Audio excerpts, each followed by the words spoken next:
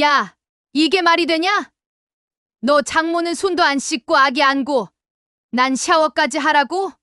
내가 뭐 세균 덩어리냐? 어머니, 저희도 어쩔 수 없어요. 아내가 아기를 위해서. 어쩔 수 없다고. 그냥 너 마누라가 나를 싫어한다고 솔직히 말해. 내 손주를 내가 왜 못 안는 거야? 어머니, 그런 게 아니라. 그럼 뭐가 다른데? 내가 무슨 병균이라도 된다는 거야? 너네 장모님하고 나는 뭐가 달라? 장모님은 양육자고 우리는 외부인이라고? 너가 나온 이 뱃속은 이제 외부인이 됐냐? 이 나쁜 놈아. 어머니, 제발 진정하세요. 진정 같은 소리 안 해. 이제 우린 그냥 사진으로만 손주 봐야 하는 거지. 불쌍한 할머니 할아버지가 됐구만. 너 마누라 한마디에 부모도 버리는 아들이 됐어. 영상을 시작하기 전에 구독과 좋아요 버튼을 눌러주시면 더 많은 분들께 이런 감동적인 이야기를 전해드릴 수 있습니다. 알림 설정도 해두시면 영상이 올라올 때마다 가장 먼저 만나보실 수 있습니다. 안녕하세요. 저는 올해 65세인 권은이라고 합니다. 오늘 이렇게 제 이야기를 나누게 되어 마음이 무겁습니다만 저 같은 시어머니들의 아픔을 전하고 싶어 용기를 냈습니다. 제 아들은 결혼한 지 3년이 되었습니다. 결혼 전에는 저희가 정말 가깝게 지냈어요. 아들이 한 달에 2번은 꼭 집에 와서 밥도 먹고 이야기도 나누곤 했죠. 저는 아들이 좋은 사람 만나서 행복하게 살기만을 바랬습니다. 첫 명절에 며느리가 우리 집에 왔을 때 저는 100년 손님이라 생각하고 정성껏 대접했습니다. 음식도 가장 좋은 것으로 준비하고 방도 가장 따뜻한 곳으로 내어줬죠. 그런데 나중에 제가 아들 집에 갔을 때는 너무 슬펐습니다. 밥 한 끼도 제대로 대접받지 못했습니다. 심지어 다음에 오실 때는 밖에서 만나는 게 좋겠어요. 라는 말까지 들었어요. 그때까지만 해도 젊은 부부니까 그럴 수 있지라고 넘어갔습니다. 하지만 정말 가슴이 찢어지는 일은 그 다음에 일어났어요. 며느리가 임신했다는 소식을 들었을 때 얼마나 기뻤는지 모릅니다. 손주를 볼 생각에 밤마다 뜨개질을 하며 아기 옷을 만들었어요. 그런데 아들은 병원에 가지 말라고 했어요. 코로나 때문에 외부인은 못 들어간대요. 그래서 저는 기다렸습니다. 산후조리원에 가려 하니 또 안 된다고 하더군요.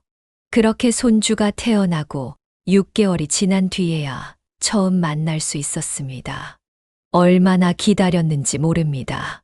그런데 제가 도착하자마자 들은 말이 뭔지 아시겠습니까? 어머니, 손을 소독하시고 아기 방에 들어가기 전에 샤워하고 옷도 갈아입으셔야 해요. 바깥에 바이러스나 세균이 묻어 있을 수 있거든요. 저는 이미 집에서 손도 깨끗이 씻고 소독제도 뿌리고 왔는데 그래도 저희는 말을 듣고 다시 손을 씻고 소독했습니다. 하지만 그래도 아기를 안아볼 수 없었어요. 그저 멀리서 바라보기만 했죠.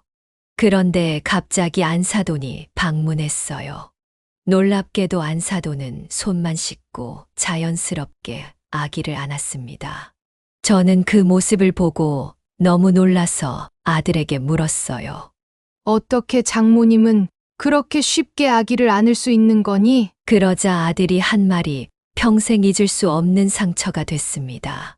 장모님은 우리 집에서 애를 같이 봐주시니까 양육자나 마찬가지고 부모님은 외부인이죠. 외부인이라고요? 제가 아들을 낳고 키워 지금의 사람으로 만들었는데 저는 외부인이라니. 그 순간 눈물이 나려는 것을 꾹 참았습니다.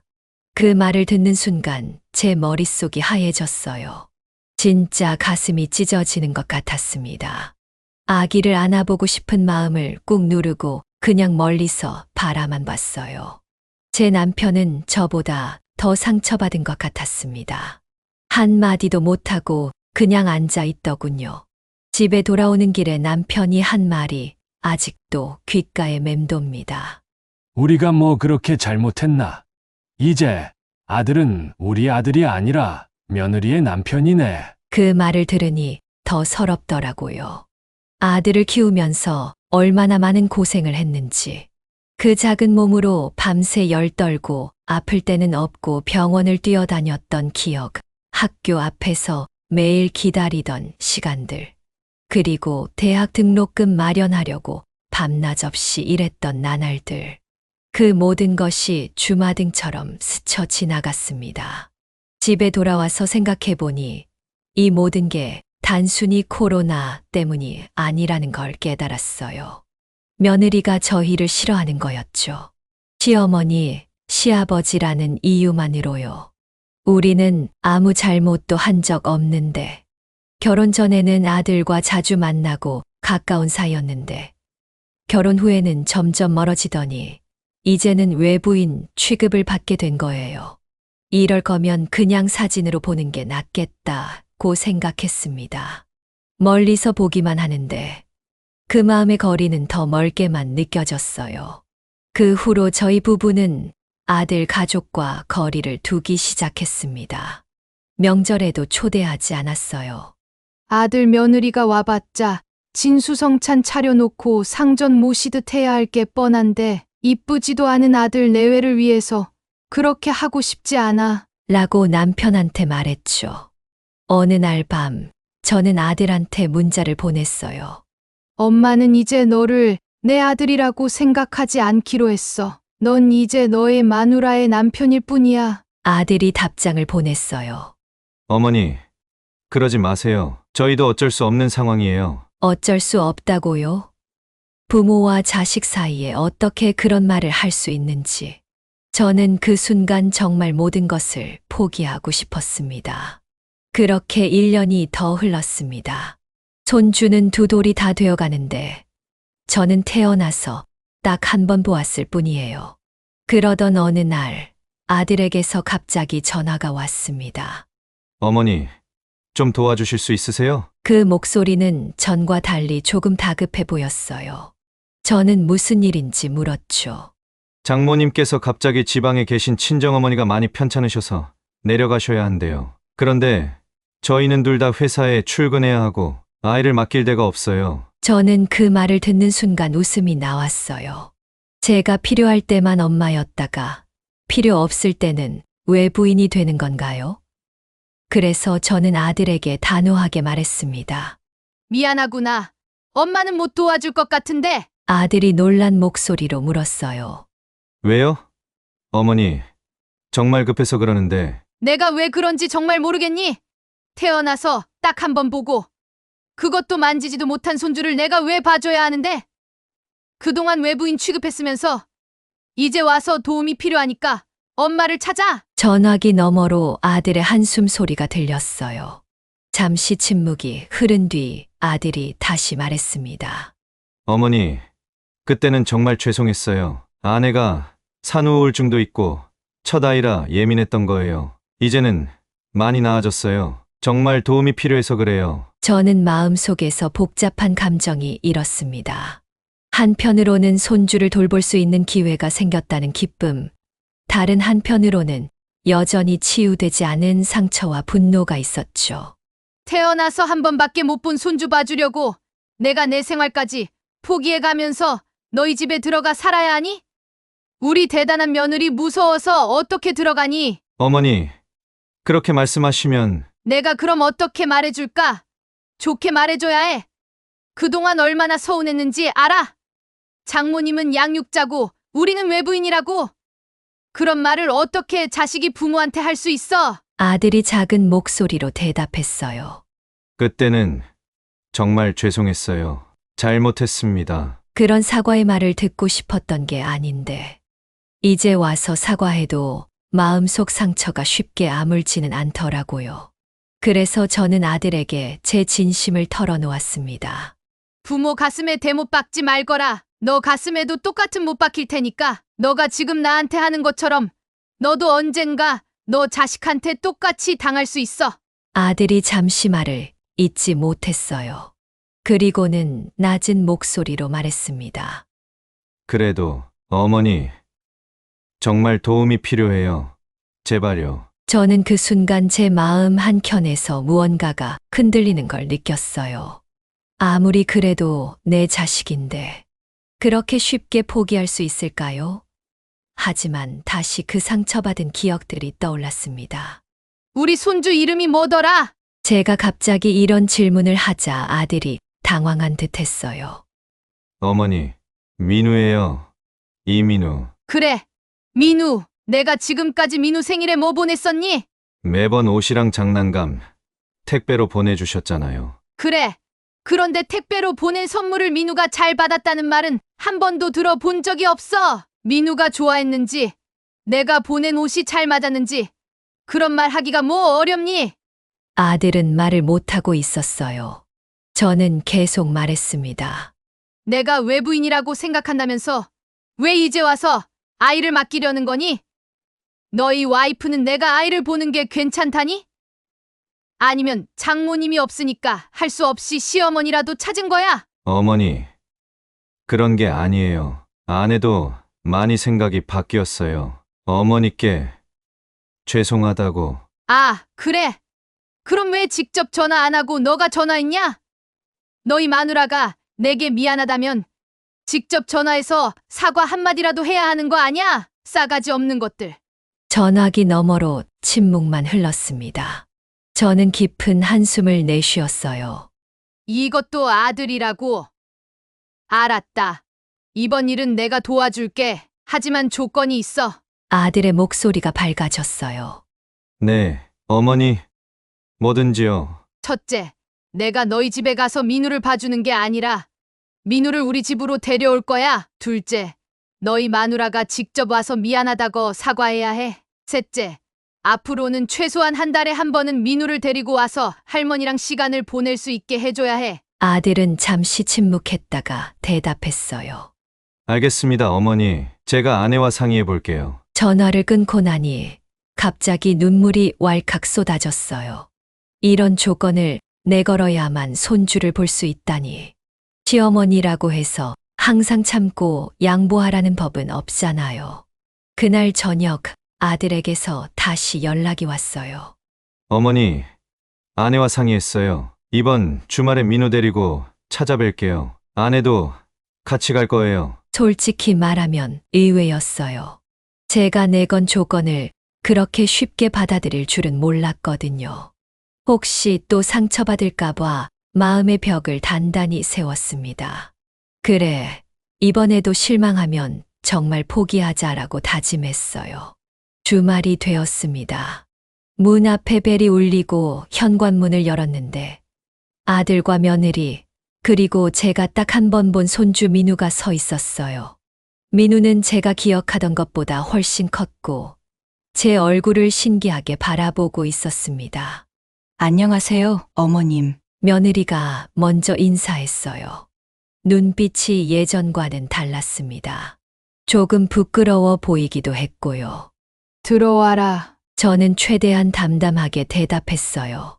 아들이 민우를 안고 거실로 들어왔습니다.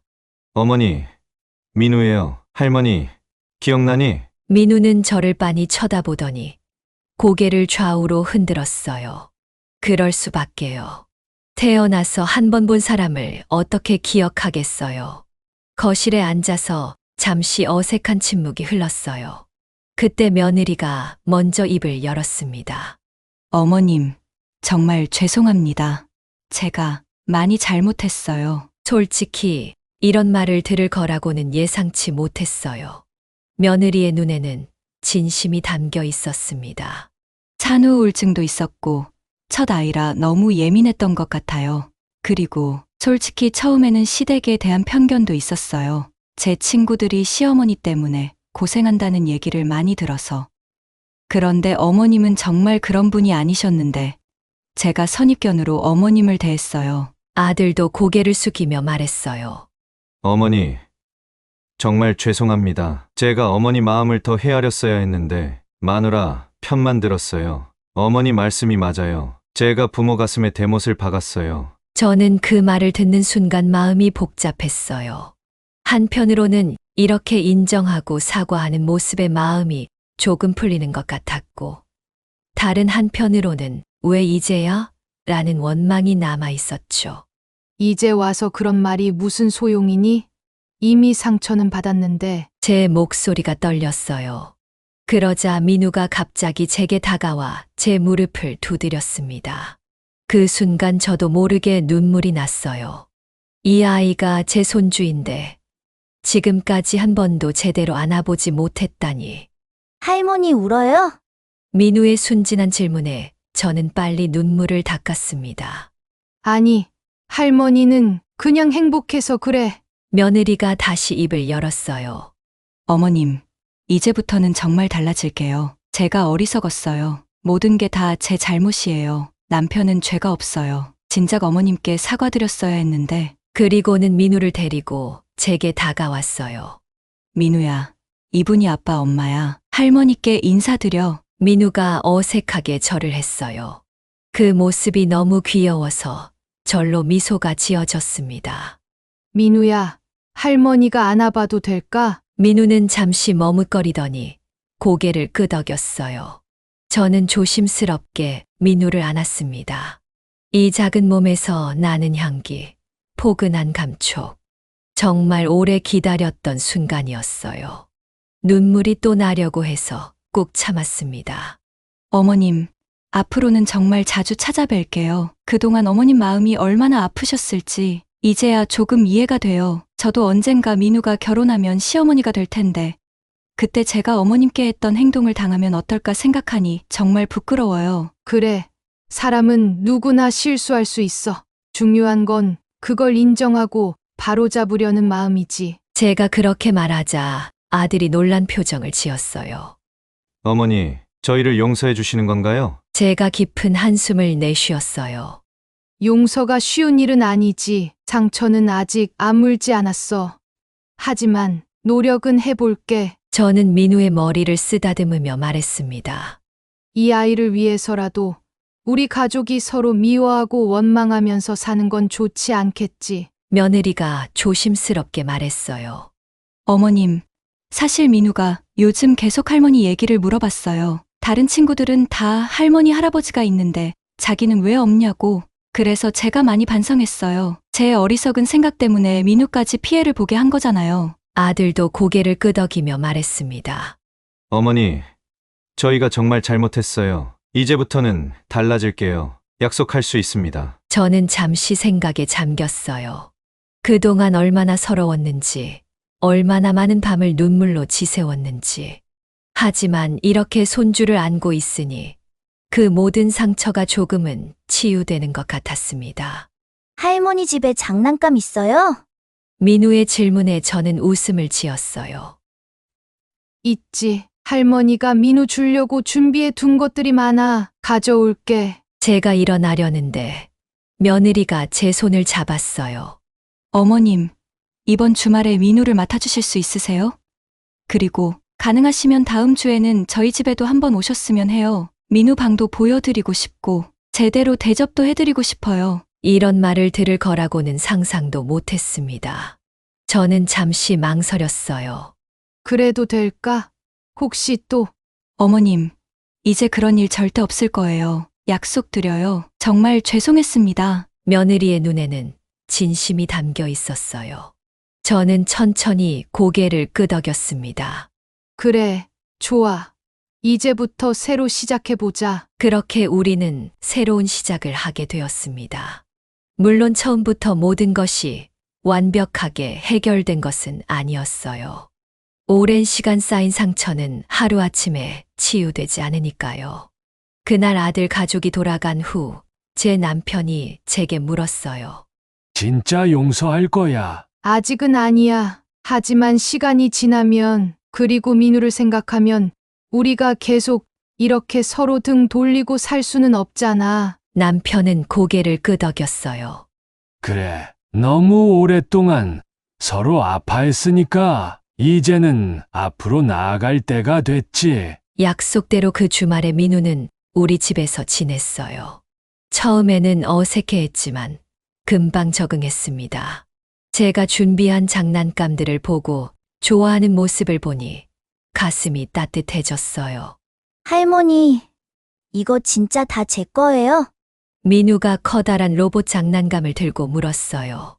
그럼 전부 다 민우 거야. 할머니가 민우 생각하면서 하나씩 모아둔 거란다. 민우의 눈이 반짝였어요. 그 표정을 보니 지난 2년간의 서운함이 조금씩 녹아내리는 것 같았습니다.